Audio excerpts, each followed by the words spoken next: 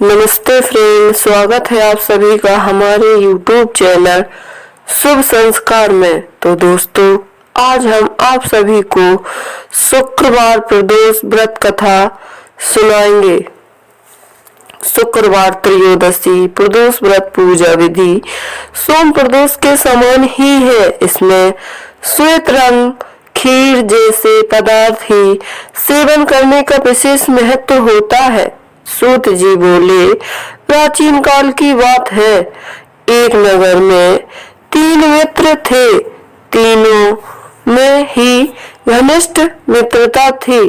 उनमें एक राजकुमार, दूसरा ब्राह्मण पुत्र और तीसरा सेठ पुत्र था।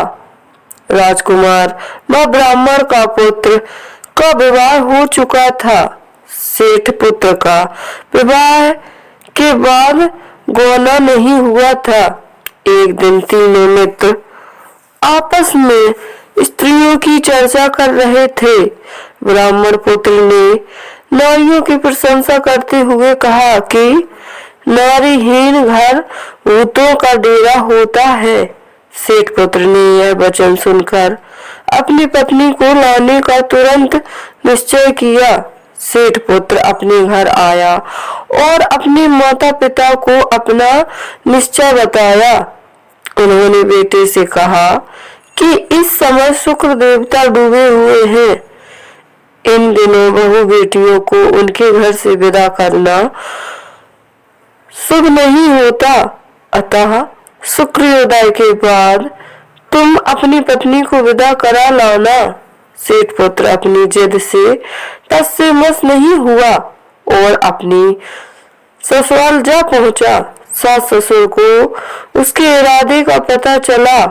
उन्होंने भी उसको समझाने की कोशिश की, किंतु वह नहीं माना। उन्हें विवश हो अपनी कन्या को विदा करना पड़ा। ससुराल से विदा होकर पति पत्नी नगर से निकले ही थे कि उनकी बैलगाड़ी का पहिया टूट गया और एक बैल की टांग टूट गई थी। पत्नी को भी काफी चोट आई। सेठ पुत्र ने आगे चलने का प्रयत्न जारी रखा। तभी डाकुओं से भेंट हो गई और वे सब धन संपत्ति लूटकर ले गए। सेठ पुत्र पत्नी सहित रोता पीटता अपने घर पहुंचा। जाते ही उसे सांप ने डस लिया। उसके पिता ने वैद्यों को बुलाया। उन्होंने देखने के बाद घोषणा की कि तुम्हारा पुत्र 3 दिन में मर जाएगा। उसी दिन इस घटना का पता ब्राह्मण पुत्र को लगा।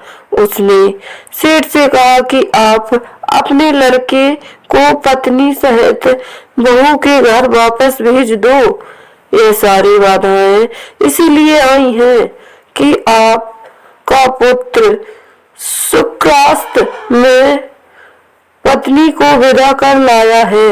यदि यह वहां पहुंच जाएगा तो पुत्र बच जाएगा। सेठ को ब्राह्मण पुत्र की बात जच गई और अपनी पुत्रवधू को वापस लौटा दिया। वहां पहुंचते ही सेठ पुत्र की हालत ठीक होनी आरंभ हो गई।